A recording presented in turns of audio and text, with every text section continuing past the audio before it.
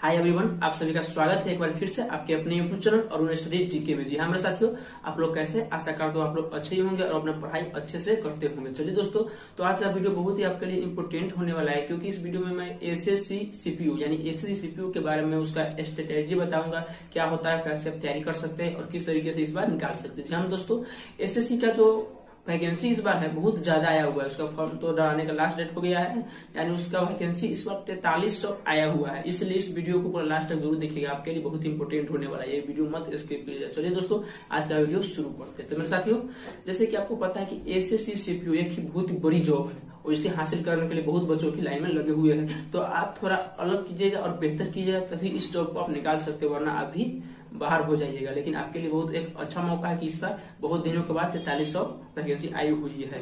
पहले हम बात करते हैं कि इसके लिए कि इसका एग्जाम पैटर्न क्या होता है, यानी एग्जाम पैटर्न इसका क्या होता है। तो एग्जाम पैटर्न में दोस्तों टायर 1 और उसके बाद फिजिकल तब टायर 2 होता है। यानी जो टायर 1 होता है इसमें, तो उसमें 4 सब्जेक्ट पूछे जाते हैं: मैथ, रीजनिंग, इंग्लिश और जीके जीएस। यहाँ जनरल इंटेलिजेंस यानी रीजनिंग जो है उससे 50 क्वेश्चन आएंगे 50 मार्क्स का। कितना? 50 क्वेश्चन 50 मार्क्स के।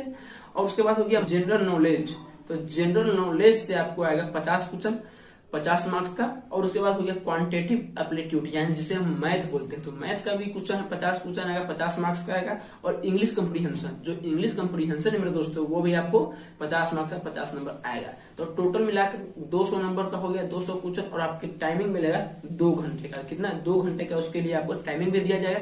तो मेरे दोस्तों, 2 घंटे का जो टाइमिंग दिया जाएगा, तो उसमें आपको पूरा सॉल्व करना है। और मेन इसमें जो इम्पोर्टेंट हो जाता है वो इंग्लिश हो जाता है, क्योंकि इंग्लिश जो है मेरे साथियों, वो मेंस में 200 नंबर का केवल इंग्लिश आता है। ये 50 नंबर यानी 250 नंबर अकेले इंग्लिश लेकर बैठा हुआ है। तो इसलिए आपको इंग्लिश का ज्यादा ध्यान देना पड़ेगा, वरना आप इंग्लिश को कम दीजिएगा तो आपको सब काम बिगड़ सकता है, क्योंकि इंग्लिश 250 नंबर यानी 250 नंबर का आता है आपका इंग्लिश। तो चलिए, अब इसके बाद जो है जब टायर 1 आप क्लियर कर लेते हैं, तो उसके बाद आपको फिजिकल टेस्ट के लिए बुलाया जाएगा, यानी फिजिकल टेस्ट के लिए आपको बुलाया जाएगा। और जब आप फिजिकल टेस्ट आप पास कर जाइएगा, तो उसके बाद आपको क्या होगा? मेंस होगा। मेंस में इंग्लिश 200 नंबर का होगा। अब मेंस होने के बाद हम किसी भी एग्जाम की तैयारी करते हैं तो सबसे पहले हमको यह पता होना चाहिए कि मेरा कौन सी टॉपिक वीक है और किस में मेरा स्टैंड यानी अच्छा है। वीक को ज्यादा मेहनत की जाए तो वो इम्प्रूव होके आपको अच्छा हो जाएगा। तो इसके लिए आपको क्या करना है कि एक मॉक टेस्ट देना होगा। पहले आप एक मॉक टेस्ट दीजिएगा, जिससे आपको पता लग सके कि कौन सी टॉपिक आपका वीक है और कौन सा स्ट्रांग है। तो जो टॉपिक वीक है उस पर आपको ज्यादा मेहनत करना है, और जो स्ट्रांग उस पर थोड़ा कम भी कर सकते हो। इंग्लिश आपको बहुत ही अच्छी रोल प्ले करती है, क्योंकि मेंस में 200 नंबर और प्री में 50 नंबर यानी 250 नंबर का इंग्लिश होता है। तो इंग्लिश के ऊपर आपको अच्छा से ध्यान देना पड़ेगा। उसके लिए कम से कम आपको अगर सिलेक्शन लेना तो कम से कम 3 आवर यानी 3 घंटा पढ़ना ही पड़ेगा। जी हाँ मेरे दोस्तों, 3 घंटा से कम पढ़ के आप नहीं कर सकते हैं, क्योंकि 3 घंटा कम से कम इंग्लिश को देना पड़ेगा, कम से कम। उससे ऊपर जितना आप दे सकते हैं और सब्जेक्ट को देंगे, लेकिन सब पहले मेन इंग्लिश हो तो इंग्लिश को कम से कम 3 घंटा दीजिए। उसमें आप अच्छे से इंग्लिश की तैयारी कर सकते हैं। तो पहले चलिए इंग्लिश की तैयारी के बारे में बता रहे हैं। तो इंग्लिश के लिए सबसे पहले मेरे दोस्तों क्या कीजिएगा, पहले आप कंसेप्ट समझिएगा। पहले इंग्लिश का कंसेप्ट समझने के बाद तब आप प्रैक्टिस कीजिएगा, तो आपको फायदा होगा। वरना आप सीधे प्रैक्टिस में भिड़ जाइएगा तो आपको कंसेप्ट जब पता ही नहीं रहेगा तो आपको रटना पड़ेगा, उससे कोई फायदा नहीं होने वाला है। तो कंसेप्ट आप कैसे कर सकते हैं? तो कंसेप्ट करने के लिए क्या करना पड़ेगा, आप या तो एक कोचिंग ले लीजिए, कोई भी टीचर हो उसका आप कोचिंग ले सकते हैं, ऑनलाइन या ऑफलाइन। या अगर आप कोचिंग नहीं लेना चाहते, आप खुद चाहते हैं खुद से इंग्लिश की तैयारी करें, तो एक बुक है जो नीतू मैम का बुक आता है, जहां पर दोस्तों वॉल्यूम 1 नाम से नीतू मैम का जो बुक आता है वो आप ले लीजिए। उसमें बहुत ही अच्छे से ग्रामर लिखा हुआ है। अधिकांशतः बच्चा उसका एक एक लाइन पढ़ता है, तो आप भी उसको एक एक लाइन पढ़िएगा और अच्छे से उसका याद कीजिएगा, जिससे आपको कॉन्सेप्ट बिल्ड हो जाएगा। कॉन्सेप्ट जब अच्छा हो जाएगा तब बारी आता है कि प्रैक्टिस कहाँ से करें। जब आप कॉन्सेप्ट अच्छा हो गया अगर, तो आप सोचते हैं प्रैक्टिस कहाँ से करें। तो प्रैक्टिस करने के लिए जो आपको इंग्लिश की बुक चाहिए वो किरण की प्रीवियस ईयर है। जो किरण की प्रीवियस ईयर है वो आप ले सकते हैं, किसके लिए? प्रैक्टिस करने के लिए। अब बात आता है कि किरण की कंप्रीहेंशन कहाँ से करें। तो बहुत लोग कहते हैं नोवेल पढ़ने के लिए। नोवेल नहीं, नोवेल आप नहीं पढ़िएगा वरना पर टाइम पास हो जाए, क्योंकि आपके पास उतना टाइम नहीं है कि आप नोवेल पढ़ सकते हैं। इससे अच्छा है कि आप मोबाइल या लैपटॉप आपके पास जरूर होगा, क्योंकि आप मेरा वीडियो देख रहे हैं तो मोबाइल या लैपटॉप आपके पास जरूर होगा। तो मोबाइल में एक न्यूज एप्लीकेशन डाउनलोड करिएगा और उससे आप न्यूज देखिएगा। हाल फिलहाल का जो न्यूज है इंग्लिश में, तो इंग्लिश में देखिएगा उससे क्या होगा कि आपका कंप्रीहेंशन भी मजबूत हो जाएगा और जो करंट अफेयर हाल फिलहाल में मजबूत हो जाएगा। इससे आपको क्या है एक साथ दो काम यानी एक तीर से दो निशाना हो जाएगा।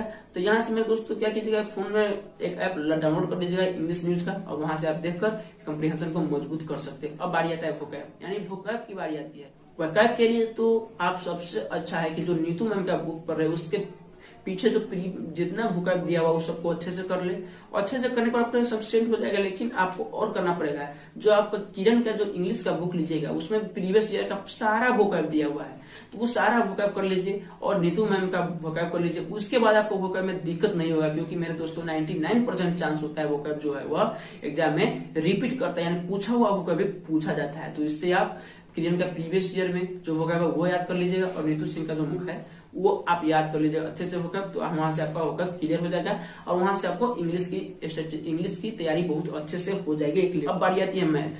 तो मैथ का कॉन्सेप्ट बिल्ड करने के लिए आपको क्या पड़ेगा, या तो एक कोचिंग ज्वाइन करना पड़ेगा, तो कोचिंग ले लीजिए, या तो आप कोचिंग नहीं ज्वाइन कर सकते हैं तो बुक आता है एक किसी का क्लास नोट ले लीजिए, अवेलेबल है मार्केट में।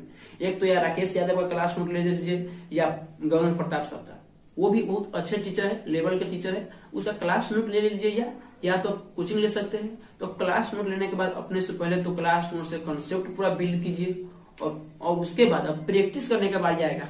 तो प्रैक्टिस करने के लिए मेरे दोस्तों क्या है कि सबसे पहले आपको होगा तो किरण का प्रीवियस ईयर आता है वहां से ले लीजिए और उससे आप प्रैक्टिस कीजिए मैथ का।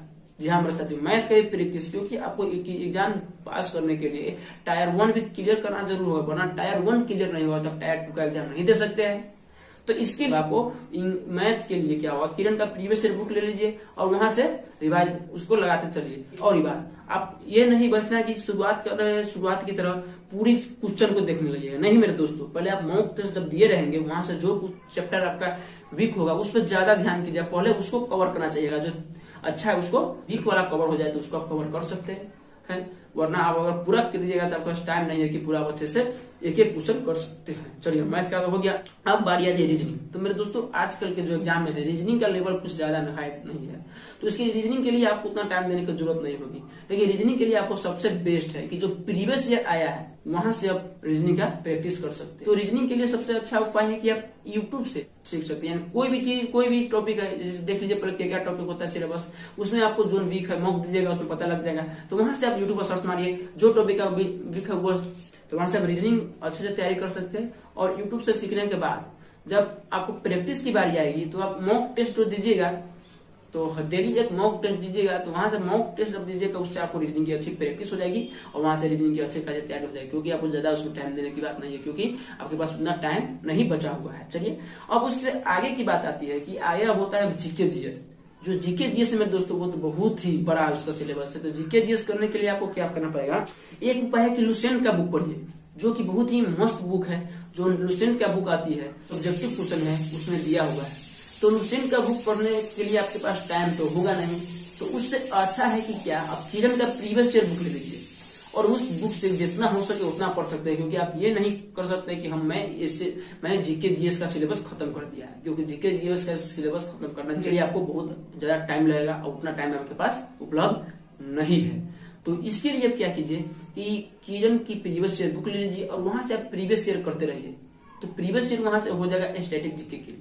अब करेंट अफेयर की बात आती है, तो करेंट अफेयर हम कहां से करें, तो करेंट अफेयर के लिए सबसे अच्छी उपाय है कि जो आप यूट्यूब से मंथली वाइज या वीकली वाइज करेंट अफेयर उठाइए किसी भी टीचर का, और वहां से जब एग्जाम का टाइम आ जाए 1-1.5 महीना पहले से आप उसकी करेंट अफेयर पढ़ना की तैयारी कर लीजिएगा और याद कर लीजिएगा। कम से कम आपको 6 मंथ, कम से कम 6 मंथ, वरना तो 1 साल के अंदर का आता है, लेकिन कम से कम 6 मंथ का आप जरूर कर लीजिएगा। कम से कम 6 मंथ पहले का अच्छा सोना चाहिए, उसके बाद लगभग आपका 1 साल का कर लीजिएगा, उससे इनफ हो जाएगा, उससे आपको कुछ नंबर आ जाएगा। तो इस तरीके से अगर आप तैयारी करते हैं सिलेक्शन तक जरूर पहुंच जाइएगा। क्योंकि मेरे दोस्तों इस तरीके से अगर टाइम टेबल बना लेते हैं, अगर पढ़ते हैं तो अच्छी खासी आप पकड़ बना लीजिएगा। क्योंकि मैं ये नहीं बताया कि किस टाइम में आप कौन सा सब्जेक्ट पढ़ सकते हैं, क्योंकि वो आपके ऊपर निर्भर करता है। जिस समय भी आपको मन करे ना उस समय आप जो चैप्टर मन करे वो चैप्टर पढ़ सकते हैं। इसके लिए कोई दिक्कत की बात नहीं है कि मेरे सुबह ही पढ़ना या रात को ही पढ़ना या शाम को पढ़ना, या आपके ऊपर डिपेंड है। जब मन आप तब पढ़ सकते हैं, इसके लिए कोई दिक्कत की बात नहीं है। तो मेरे दोस्तों आज की इस वीडियो में आपने क्या देखा कि हम इस सीपीयू की तैयारी कैसे कर सकते हैं और किस तरीके से कर सकते हैं। आई होप ये वीडियो आप सभी को बहुत ही अच्छी लगी होगी। अगर अच्छा लगा है तो प्लीज इस वीडियो को एक लाइक करके चैनल को सब्सक्राइब जरूर कर दीजिएगा। जिस टॉपिक पर वीडियो चाहिए आप कमेंट कीजिएगा, मैं उस टॉपिक का वीडियो प्रोवाइड करा दूंगा। तब तक आज के लिए बस इतना ही, मिलेंगे नेक्स्ट वीडियो में नेक्स्ट कंटेंट के साथ। तब तक के लिए लेना चाहते हैं विदा। जय हिंद, जय भारत, वंदे मातरम, बाय बाय।